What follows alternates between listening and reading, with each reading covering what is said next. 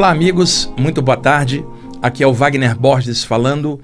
Este é o programa Viagem Espiritual, aqui pelos 95.7 FM da Rádio Vibe Mundial de São Paulo, nosso programa espiritualista de todos os domingos, de 11h30 até as 12h30.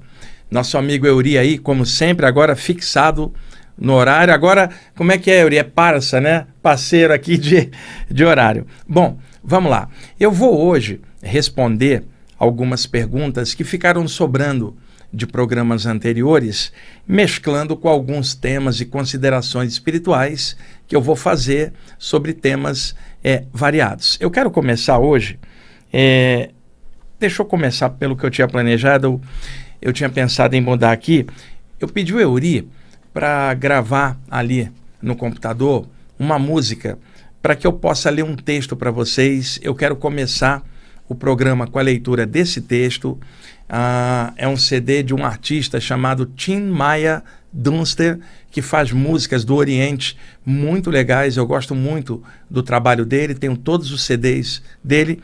E eu quero fazer o seguinte: vocês estão sabendo, eu já avisei em programas anteriores, eu estou para subir para download gratuito o livro Falando de Espiritualidade, que eu lancei no ano de 2002 pela editora Pensamento e que está esgotado, e eu vou disponibilizá-lo para download gratuito no site do IPPB, assim como tem várias outras obras disponibilizadas gratuitas lá também.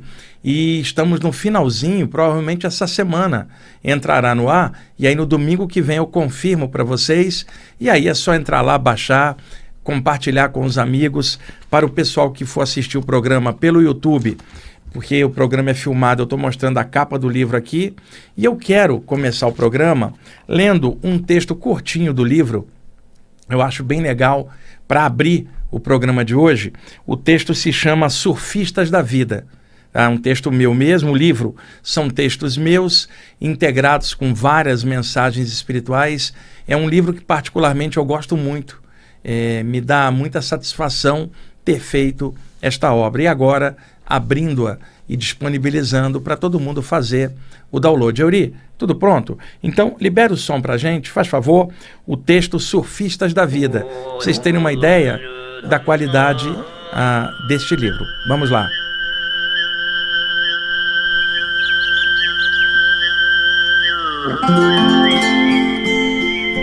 Somos surfistas da vida. Deslizamos pelas ondas da experiência em nossos corpos prancha, fazendo evoluções em meio aos movimentos do mar de energia onde nos manifestamos.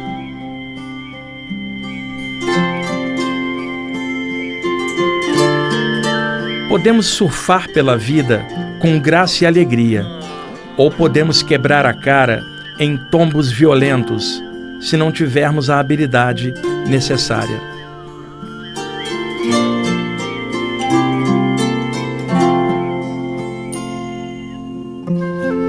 Viver é surfar, vida é movimento, e há muitos oceanos na terra e além.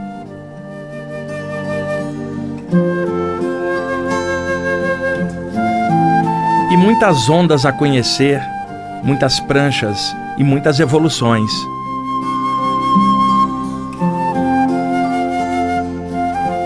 Oxalá possamos transformar nossos corpos em pranchas de sabedoria e possamos surfar com maestria e amor nesse imenso oceano da criação.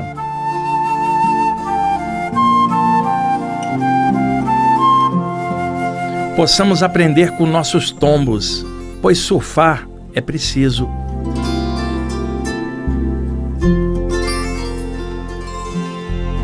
Aqui na Terra, temos corpos prancha de várias cores, negros, amarelos, vermelhos e brancos. Mas os surfistas que ocupam essas pranchas são de uma só cor, a cor da luz.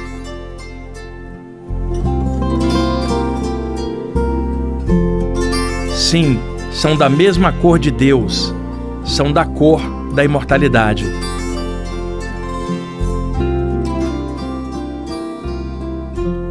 Pois é, Meus amigos surfistas, haja ondas, pranchas, tombos, evoluções e luz nesse universo de Deus.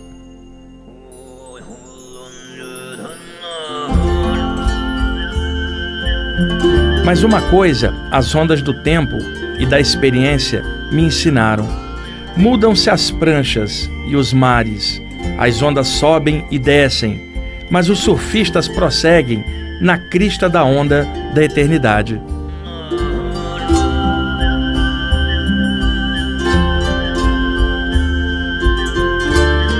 São surfistas espirituais nas ondas de Deus.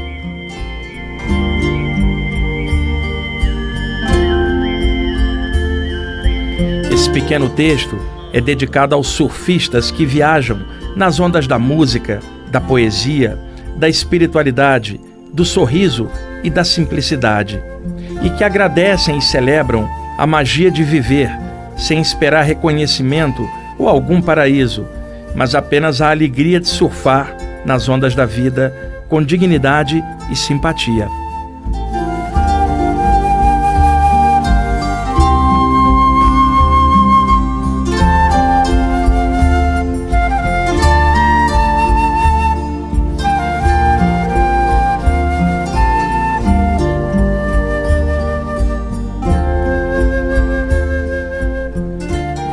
Ok, amigos, vamos então agora para os temas do programa.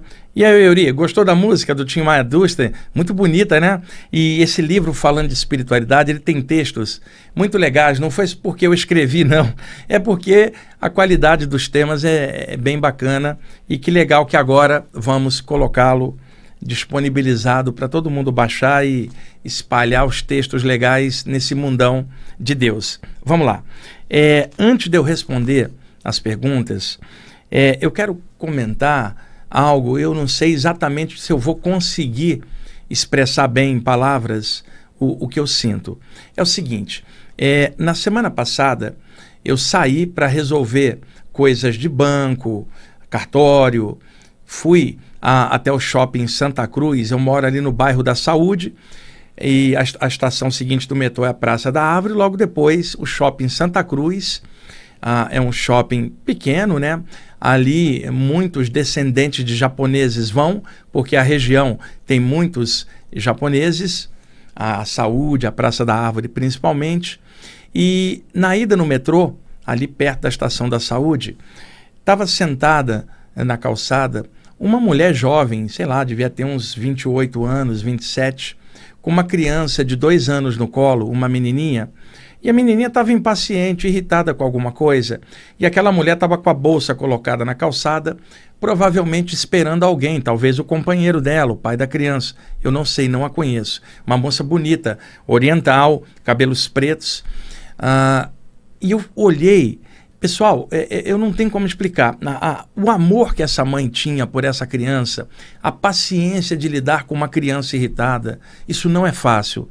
A mulher, ela tem essa habilidade natural, é o sagrado feminino dela. Nenhum homem consegue esse tipo de sentimento. É claro que existem pais excelentes, com amor, também com esta vibe de sentimentos legais pelos seus filhos. Mas eu estou falando de algo mais que só a mulher tem.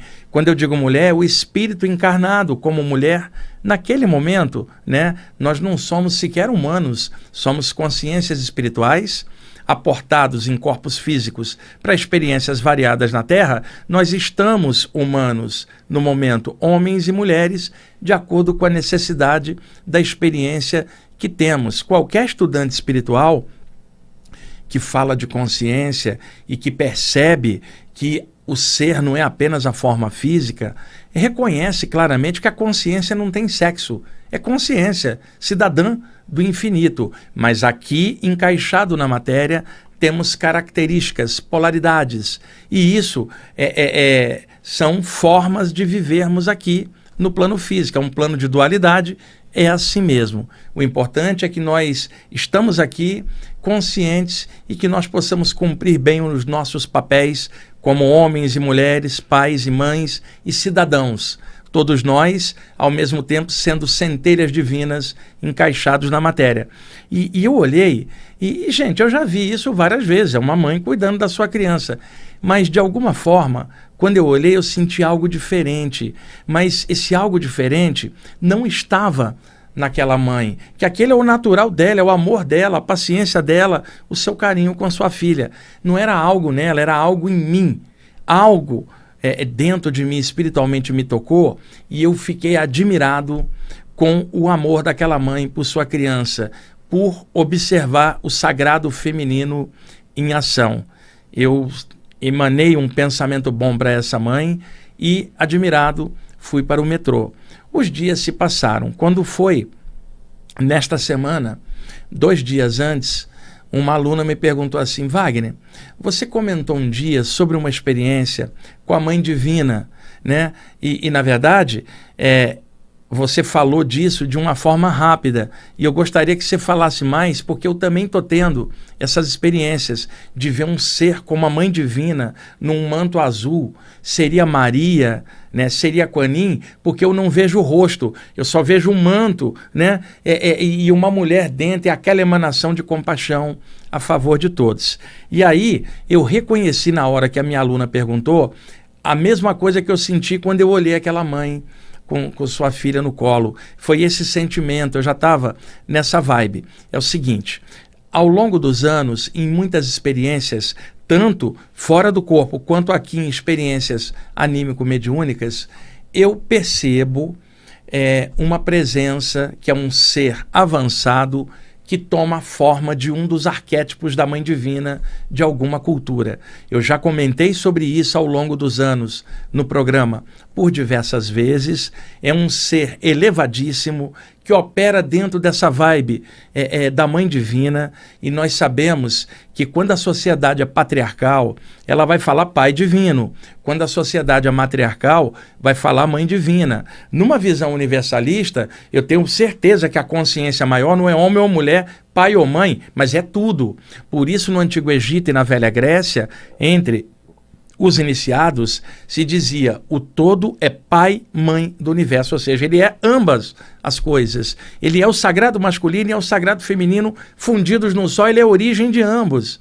Então, não há como a gente classificar a divindade de alguma forma usando o nosso pensamento relativo. Como é que nós vamos compreender o absoluto? Não há como. Agora, há a percepção de seres espirituais elevados que não operam com formato antropomórfico no seu campo espiritual, sequer apresentam forma humanoide e que tomam a forma plasmada devido à alta plasticidade dos corpos sutis, tomam a forma plasmada de um dos ícones ou arquétipos da Mãe Divina ou do sagrado feminino em determinada circunstância, cultura ou egrégora ou atmosfera espiritual. Então, este ser espiritual toma a forma da Mãe Divina. Eu já vi plasmada como a Mãe Ísis do Antigo Egito, eu já vi plasmado como as deusas da Índia, Sarasvati, Lakshmi, Parvati, Kali, Durga.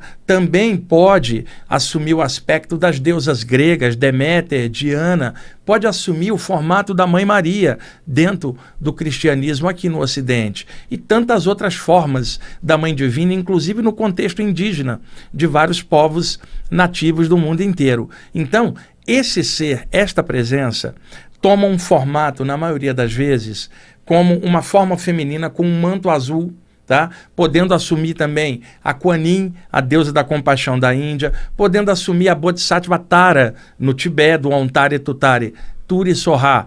E o que se vê? Um ser imenso com um manto azul, né, anil, né, a cabeça coberta por um pano, também azul, e você vê esse ser no ar e ele emanando, né, uma emanação de amor incompreensível para mim. Eu não tenho como formatar em palavras esse amor. E ela literalmente está no aspecto do sagrado feminino, a grande mãe, a grande compaixão, a grande paciência. A mãe é aquela que segura o filho no colo e o filho corre para ela porque sente segurança. Então eu me lembro de tantos grandes mestres que falavam da Mãe Divina, por exemplo, Paramahansa Ramakrishna, no século XIX, né? Nós temos Paramahansa Yogananda no século XX, temos os grandes rishis da velha Índia, por exemplo, os iniciados e hierofantes do Velho Egito e da Velha Grécia, falando desse poder maior em forma feminina, e que não é a limitação da mulher enquanto corpo feminino, mas o sagrado feminino, a divina compaixão. E eu não tenho como aquilatar isso em palavras, e muitas vezes eu senti, sabe, essa energia de amor descendo, me abençoando, me compreendendo profundamente, como só a mãe compreende o filho. Então eu quis narrar isso aqui para vocês, porque uma aluna me perguntou sobre isso. Semana passada eu vi aquela mãe com a sua criança e fiquei admirado, e eu hoje, nessa vida atual, encaixado como homem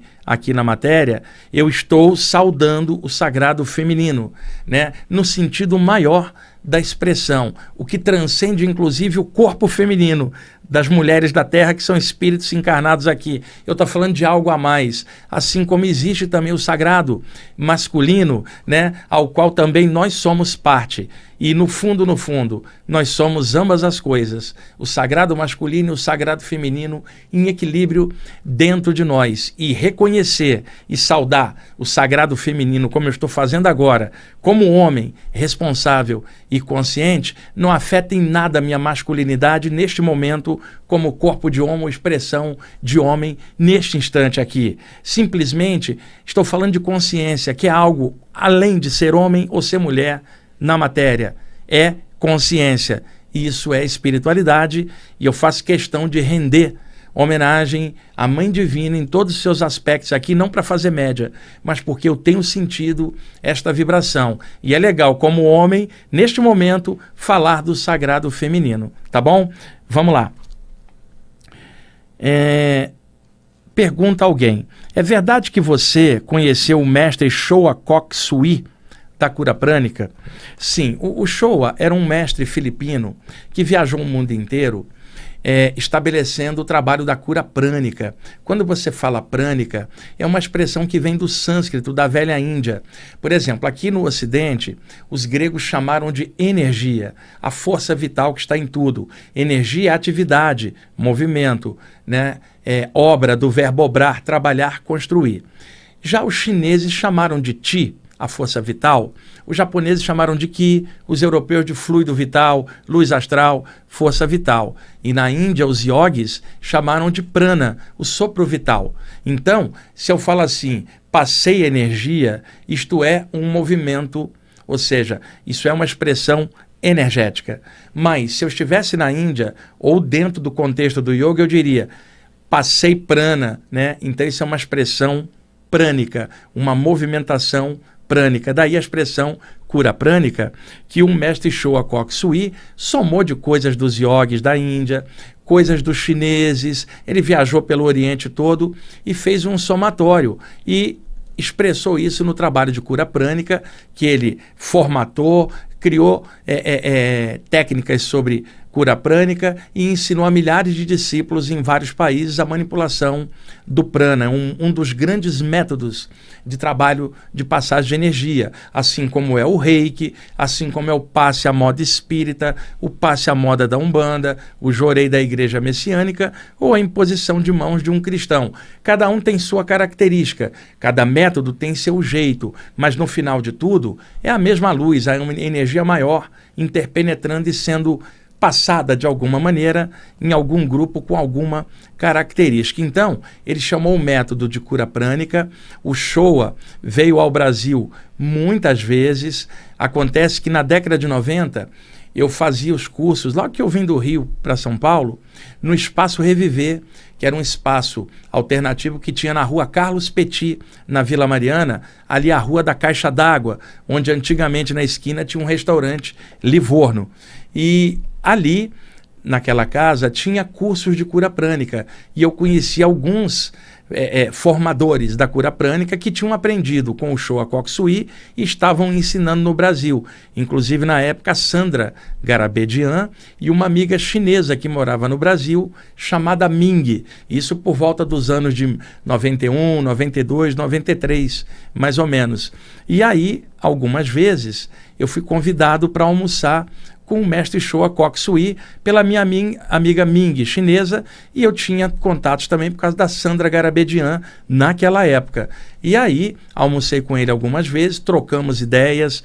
O Showa Koksui estava muito interessado em experiências fora do corpo nos últimos anos de vida, tanto que os últimos livros têm alguma coisinha sobre isso. Saíram alguns livros após a passagem dele por lado de lá, e nesses livros já tem conteúdo sobre saída do corpo, né? E eu conversava com ele sobre isso, e era um cara muito bom, apesar de ser considerado um mestre por seus discípulos de cura prânica, me parecia um homem simples, comum, reservado, responsável. Foi um dos grandes caras que eu conheci dentro aí da minha jornada espiritual. Hoje o Showa está do lado de lá, provavelmente deve estar trabalhando e ensinando cura prânica para os espíritos do lado de lá, ou talvez esteja num lugar mais avançado, fora aqui do astral da Terra, talvez desenvolvendo cura prânica cósmica em outros níveis, vamos dizer assim. Mas é um cara muito bom e gostaria muito de vê-lo um dia numa das saídas do corpo, quem sabe.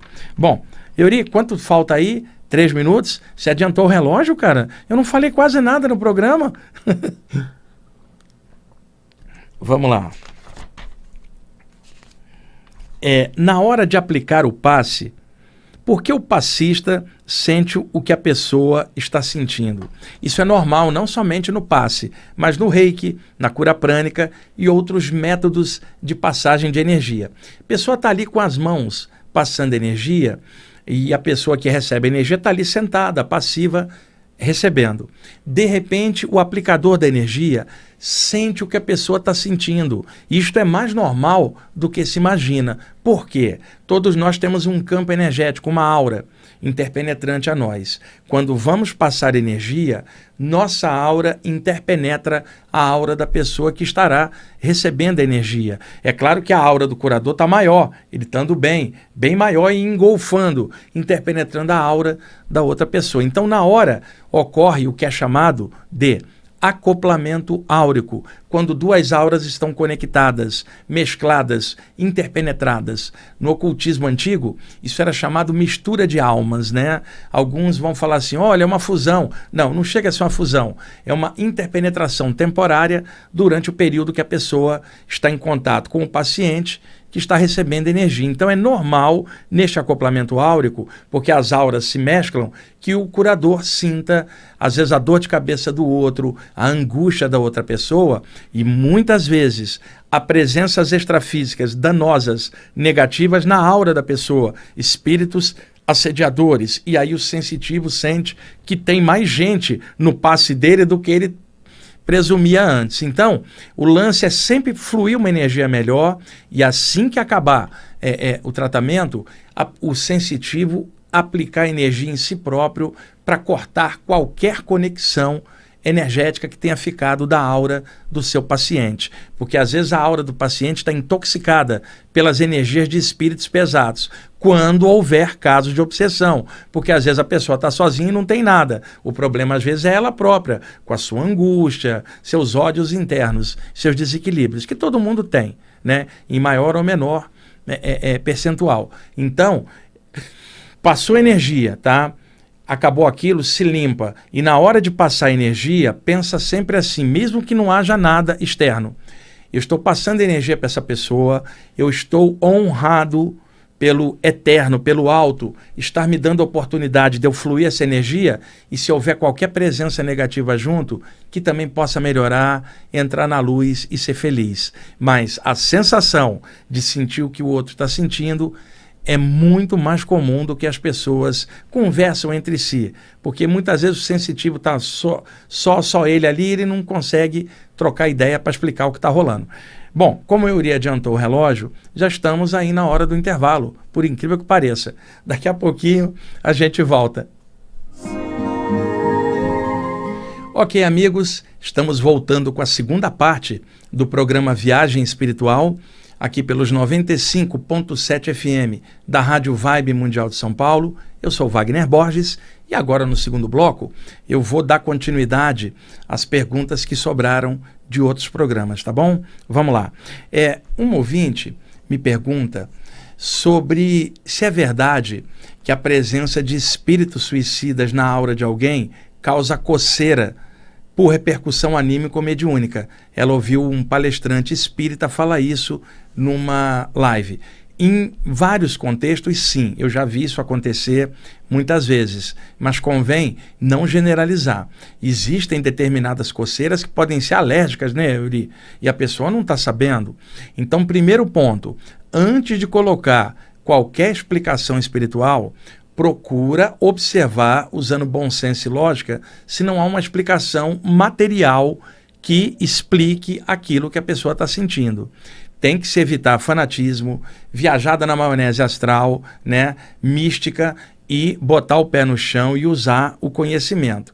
Tiradas as possibilidades físicas que explicassem aquilo, se não tem, aí a gente pode aplicar o lado psíquico para poder entender. Como médium de desobsessão, inclusive acoplando energeticamente espíritos que tinham destruído o corpo humano, dava realmente uma sensação de coceira muito forte. Vi casos que eu ajudei em que havia um espírito, nestas condições por suicídio, acoplado na aura de uma pessoa, e a pessoa tinha bastante coceira, uma coceira que não passava com antialérgico, nada, e afastava a entidade, a coceira parava. Então, isto, em parte, é verdade. É uma intoxicação energética do campo psíquico do corpo astral da entidade interpenetrada na aura de alguém, num encosto, num processo de obsessão. E é claro, tem casos que há atenuantes e outros que há agravantes, tá? Mas, normalmente, o suicídio é muito complicado, e eu sei que aqueles que perderam parentes e entes queridos por suicídio se sentem mais doloridos ainda quando alguém fala isso, mas eu estou falando com respeito, tanto que eu já ajudei tantas entidades que passaram pela destruição do corpo humano por suicídio, tantas vezes, e eu já contei aqui na rádio, eu estou falando com respeito, e o meu objetivo, inclusive, é esclarecer para que outras pessoas não cometam suicídio, que é sempre um gol contra, mesmo que a pessoa tenha boa intenção, sabe? Não há como nós irmos contra as leis da natureza. A natureza é enorme com suas leis, nós somos pequenos. E quando a gente vai contra o fluxo da natureza, nós nos quebramos. E isso independe de moral X ou Y, simplesmente a natureza. O Euri está ali. Se ele segurar um pacote que está envenenado, ele vai ser envenenado. Se o Gengis Khan segurasse um pacote envenenado, também seria envenenado. Então não é questão da pessoa ser boa ou ruim. O Euri, no caso, o exemplo bom, o Gengis Khan, o exemplo ruim. Simplesmente é fato, causa gera efeito. Então não é possível destruir a consciência, mas é possível a pessoa destruir o veículo por onde ela se manifesta, que é o corpo físico. Por analogia, podemos comparar o corpo humano como um táxi, um veículo, e o motorista é o taxista. O taxista precisa rodar para poder ganhar a férias do dia, senão como é que ele vai conseguir a sua subsistência? Então, o valor que o taxista dá ao seu veículo, o seu táxi, é enorme. Então, o taxista não é o táxi. No final do expediente, ele coloca o táxi na garagem e sai, né? Porque ele não é o táxi. Ele sai do táxi e vai para a sua vida cotidiana, vai descansar, vai tomar um banho. Então, o taxista precisa do táxi para girar. O espírito, que somos nós, precisa do corpo para poder girar, se expressar e ter a experiência. E se não fosse para nós virmos para a Terra, nós não estaríamos aqui. Agora, eu sei que a vida não é fácil, há uma crise que nós estamos passando violenta no momento, que é social, ela vamos dizer, econômica também, a gente está vendo os efeitos, e ela é crise de saúde por causa da Covid. Então, estamos atravessando um período muito turbulento, que causa muita dificuldade para, inclusive, pessoas se alimentarem adequadamente, manterem a própria sobrevivência. Todo mundo sabe, mas mesmo assim, gente, destruir o corpo humano é uma coisa complicada, porque qual é o objetivo da pessoa, Euri? deixar de existir, deixar de pensar, deixar de sentir aquilo que dói dentro dela, que ela não consegue lidar. E aí o que acontece? Ela destrói o corpo por algum fator, mas ela não destrói a consciência, ela continua pensando nos corpos sutis e agora já não tem mais o táxi para rodar e resolver a problemática. Então, o problema principal de um suicida, ele queria deixar de existir e não consegue, porque não há como aniquilar a consciência. Fora que muitos suicidas ficam em looping, né, com as ideias relativas ao que os levou ao suicídio, e isto é um problema mental, não consegue escapar da própria mente. E várias outras situações que eu já contei ao longo dos anos em vários programas aqui. E eu repito, o meu objetivo é esclarecimento, tá? E eu já ajudei muitas entidades que destruíram o corpo humano aqui. E o fato de alguns suicidas, não todos, ficarem aderidos energeticamente ao duplo etérico, o campo energético do cadáver ainda se desvanecendo, faz com que eles sintam tudo, a repercussão, o acoplamento ainda com o corpo. Não é, Uri, que a entidade está dentro do corpo.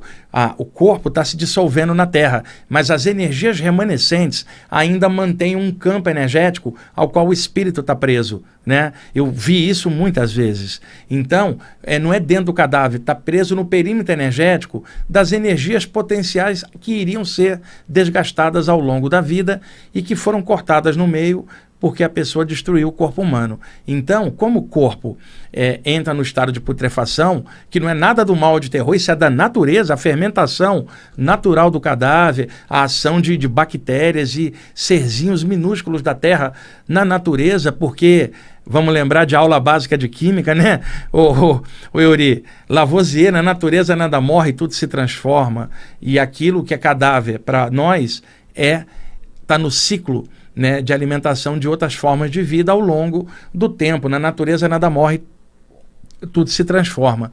Então, o que acontece? O suicida, às vezes, ligado ao cadáver, ele olha a putrefação do corpo e ele, dentro do looping mental, imagina que ele é o corpo putrefando. Por isso, muitos suicidas aparecem com forma cadavérica.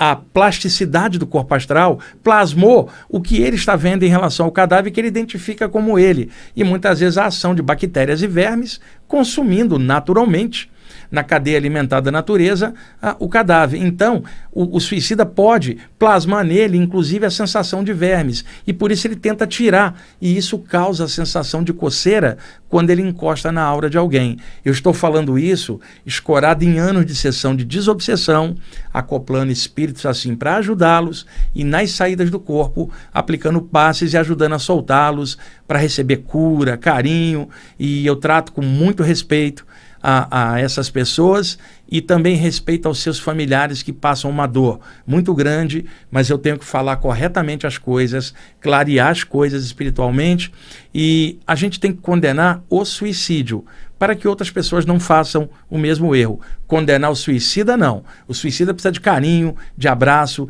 de compreensão, das nossas preces, nossas energias, nossas emanações de cura a favor deles, para que eles voltem a viver, se desprendam, entrem novamente na luz, voltem para casa, reciclem tudo para encontrar novas etapas à frente, seja na Terra em outra vida, seja em outro lugar, mas que eles de alguma forma consigam equilibrar dentro deles os motivos que os levaram anteriormente ao suicídio. Então a sensação de coceira é uma intoxicação energética do campo astral da entidade na aura de uma pessoa um pouco mais sensível que somatiza aquilo como coceira. Esta é uma das possibilidades e por isso a pessoa ouviu o palestrante espírita, que eu não sei qual é, falar isso e que em parte é verdadeiro mesmo. Vamos lá.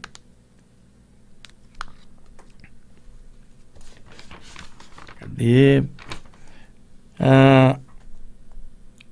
Você pode falar sobre dois nomes do Deus Shiva, que são Shankara e Tandava. É uma mulher, ouvinte do programa, que escutou isto num grupo de yoga, né? O pessoal comentando sobre dois epítetos, aspectos do Deus Shiva na Índia, que são Shankara e Tandava. Vamos lá. Dentro do contexto hindu clássico, quando se fala de um poder absoluto, o supremo, né? O eterno, é chamado Brahman. Então, divide Brahman em 3 aspectos fenomênicos, chamados Ishwara ou Trimurti.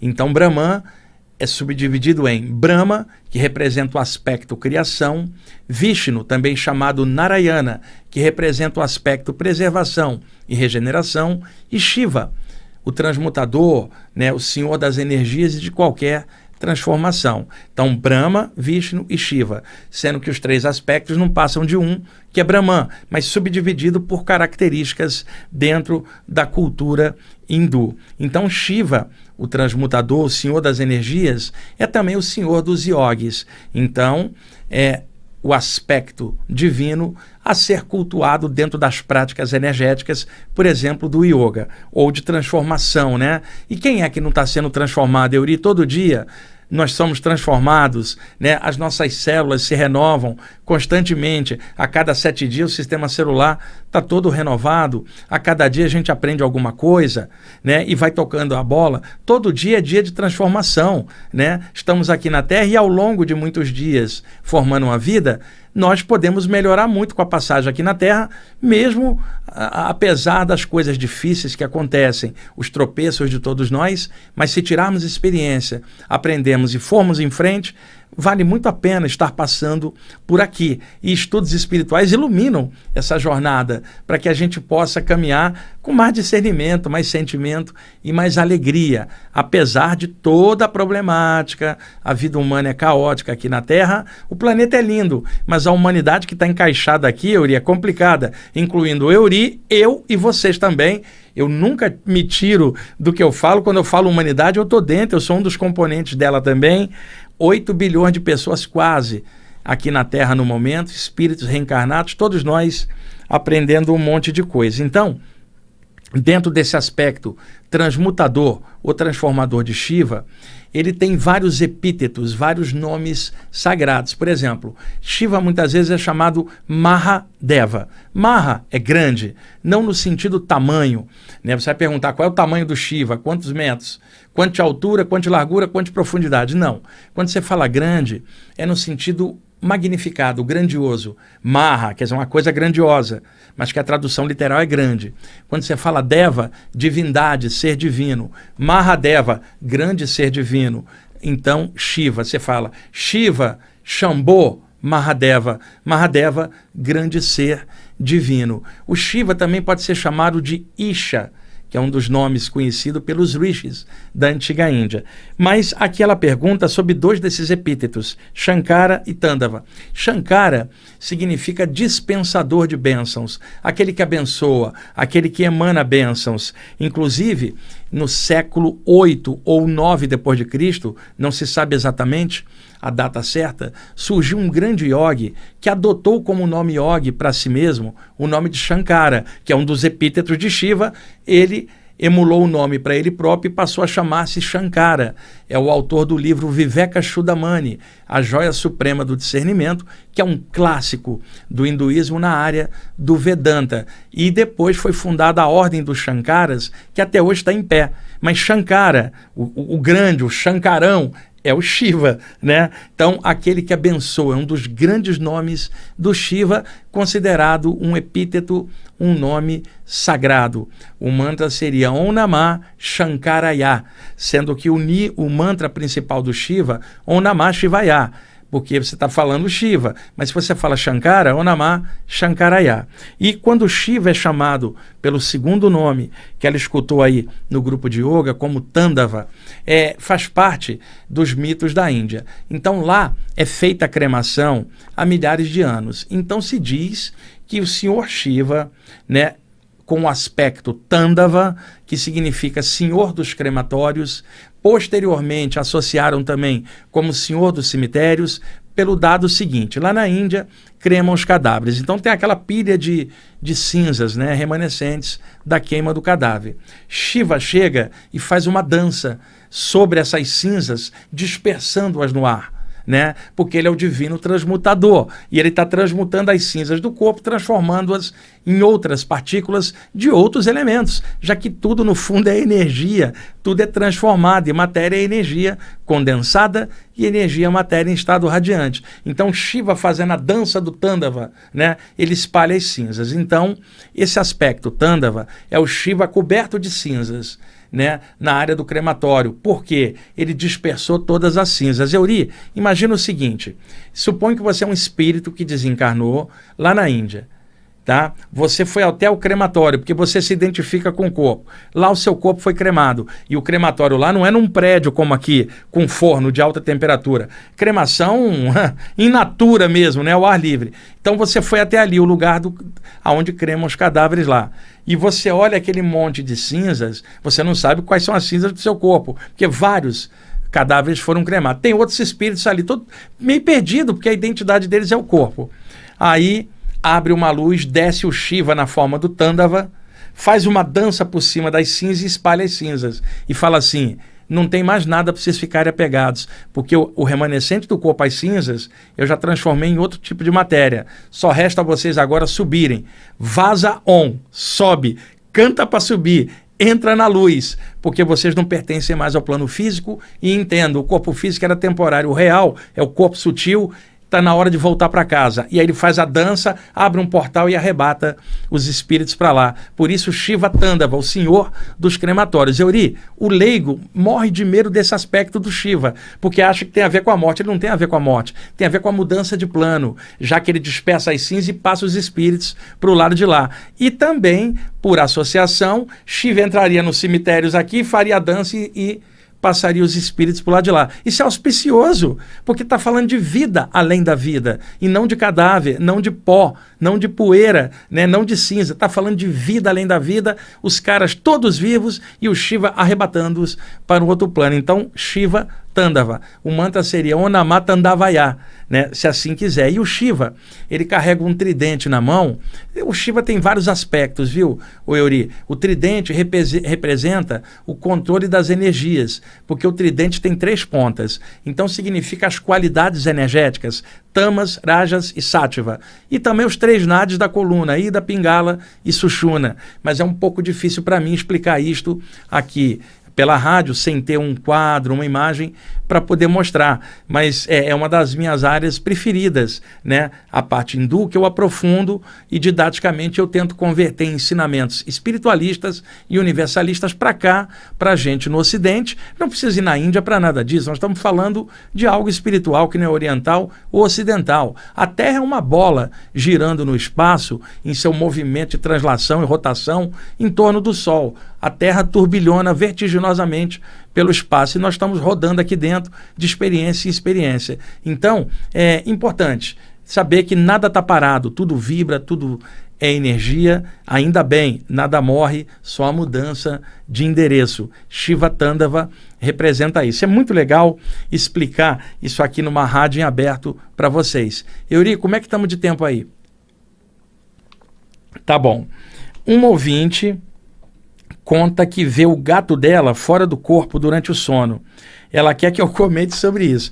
Eu já comentei sobre isso muitas vezes ao longo do programa, e no meu canal do YouTube tem um programa chamado Stum Pet, que vocês podem entrar lá, é só sobre animais. Eu parei de fazer o programa porque minha intenção era ajudar as pessoas que perderam seus entes queridos animais a suportar a perda, entender que eles continuam vivos também após a morte. E eu fiz uma série de programas sobre isso. Por que eu parei? Porque as pessoas não estavam entendendo. Eu recebia muitas mensagens de pessoas sofridas com a perda do animal. Nos comentários do programa ficava uma choradeira. Ai, perdi meu animal. E o programa era para evitar essa choradeira, quebrar a dor da perda, para a pessoa perceber que o tempo de vida do animal é menor do que o nosso. Tem que aceitar isso e entender que essas coisas acontecem. Faz parte. Tudo que está encarnado um dia desencarna. E o ciclo do animal, a nível de tempo, é menor do que o nosso. Então, eu parei de fazer o programa porque não estava dando efeito, as pessoas ficavam só se lamentando da perda do animal, em vez de pegar os programas e falar, caramba, tem vida além, que legal, deixa eu superar isso aqui, deixa eu pensar no animal feliz do lado de lá. E aí eu acabei parando de fazer o programa. Mas eu contei esse relato lá, que eu vou falar agora, e ao longo dos anos, em algumas ocasiões, aqui na rádio também. E é um relato que ele chancela bem o que essa ouvinte está perguntando. Na minha adolescência, eu tinha um gato chamado Ernesto, era um gato branco, ele já tinha uns 12 para 13 anos, eu tinha por volta de 16 anos, era o ano de 1977 para 78, quando eu comecei a ter saídas do corpo espontâneas durante o sono. Acordar paralisado, não conseguir mexer, logo depois a sensação de estufamento da aura e a flutuação para fora do corpo. E eu estava já há quase um ano estudando as saídas do corpo nos livros, poucos que tinha, já estava entendendo o processo, mas ainda era muito jovem, 16 anos. E aí uma noite eu estava dormindo no sofá de barriga para baixo, Euri. Eu trabalhava durante o dia numa empresa como office boy no bairro da Lapa, no Rio de Janeiro. Eu comecei a trabalhar com 14 anos e fazia o colegial segundo grau à noite. Então minha vida era muito corrida, fora que eu ainda jogava futebol, eu namorava, ia à praia, sabe? Gostava de rock progressivo, gosto até hoje. E um adolescente normal. E aí essas saídas do corpo começaram a acontecer e eu fui me acostumando no escurinho do quarto, experimentando sensações projetivas. Muitas vezes eu dormia no sofá da sala, porque a casa tinha 2 quartos. Meu pai e minha mãe dormiam em um. No outro quarto dormia minha avó, que era a mãe do meu pai, eu e o meu irmão do meio numa cama beliche. Ele dormia em cima, eu embaixo. E na sala, né, dormia o meu outro irmão, caçula, né? Às vezes dormia junto com meus pais. E ali, naquele sofá da sala, o nome do gato era Ernesto. O Ernesto deitava ali. A casa era pequena, do sofá, da ponta do sofá, eu via a passagem para a cozinha e a geladeira, bem na passagem entre a cozinha e a sala. Às vezes, o Ernesto pulava na quina do sofá, pulava numa mesa e pulava em cima da geladeira e dormia ali. Ele achava, acho que mais quentinho, né? E muitas vezes eu estava dormindo no sofá da sala para não incomodar meus irmãos, porque eu acordava muito cedo, e o Ernesto pulava em cima de mim para eu sair do sofá, que era o lugar dele. E eu, adolescente, né, sabe como é que é, adolescente marrento, cotovelava o gato e falava, sai você. E aí ele pulava, quicava e pulava em cima da geladeira e dormia ali. Uma noite, eu acordei paralisado, a catalepsia projetiva, estou de bruços, barriga para baixo, e aí eu comecei levemente a flutuar por cima. Saindo, eu já via meio metro para fora, já via a minha nuca física. E é engraçado, à medida que você vai flutuando, a sensação do corpo astral de subir e ao mesmo tempo que o corpo humano está afundando. É uma mera sensação, porque o desprendimento do mais sutil do mais denso causa essa sensação de que parece que o corpo está afundando enquanto você está subindo. De repente salta algo nas minhas costas, Euri. E eu tomei um susto, eu falei, é um espírito. Eu tinha 16 anos, adolescente. Quando eu me viro e olho, era o Ernesto fora do corpo. Ele tinha pulado em cima de mim, eu já saindo do corpo. Aí eu ganhei altura, 1 metro e pouco, olhei para cima, o corpo do Ernesto estava dormindo em cima do sofá, em cima da geladeira, e o gato na minha frente no ar, uma cópia exata, com uma emanação fosforescente em volta dele, no ar de frente, flutuando na minha frente, fora do corpo, e eu olhava para ele em frente e olhava o corpo dele deitado, dormindo em cima da geladeira, e para mim o gato real era o que estava na minha frente, não era o corpo deitado lá em cima da geladeira, Euri. E ele ficamos nos olhando, eu fiquei assim admirado. Ele deu aquele salto de felino no ar e encaixou no corpinho em cima da geladeira e deu aquele tranco, aquele solavanco, aquela repercussão projetiva. E aí eu tive a segunda surpresa, Euri. O gato abriu os olhos e continuou me olhando, sendo que ele já estava dentro do corpo, ele me via projetado. O danado era clarividente também. Então, neste dia eu percebi que os animais, no caso mamíferos desenvolvidos, principalmente os que estão em contato com seres humanos, né, o desenvolvimento é diferente, que eles tinham saídas do corpo também e que eles poderiam viver além da matéria. Com o passar dos anos, eu vi outros animais mamíferos projetados e vi vários animais desencarnados e fui me acostumando com isso. Naquela ocasião, década de 1970, o que me diziam? Por exemplo, olha, se você quer sair do corpo, você precisa ser um auto-iniciado numa fraternidade esotérica, Por outro lado, outros diziam, você quer sair do corpo? Bem, você precisa ser médium, precisa estudar o Evangelho segundo o Espiritismo. E aí, pessoal, eu nunca aceitei esse tipo de coisa, porque eu experimentava saídas do corpo espontâneas. Eu não frequentava lugar nenhum, nem nada espírita, nem nada esotérico. Em lugar nenhum, era algo espontâneo. Com o passar dos anos, eu comecei a frequentar lugares diferentes para somar com as experiências que eu tinha e assim entender de forma universalista e de conjunto. E eu era a prova viva de que a saída do corpo era espontânea, né? Eu não procurei nada. Essas saídas começaram a acontecer à revelia.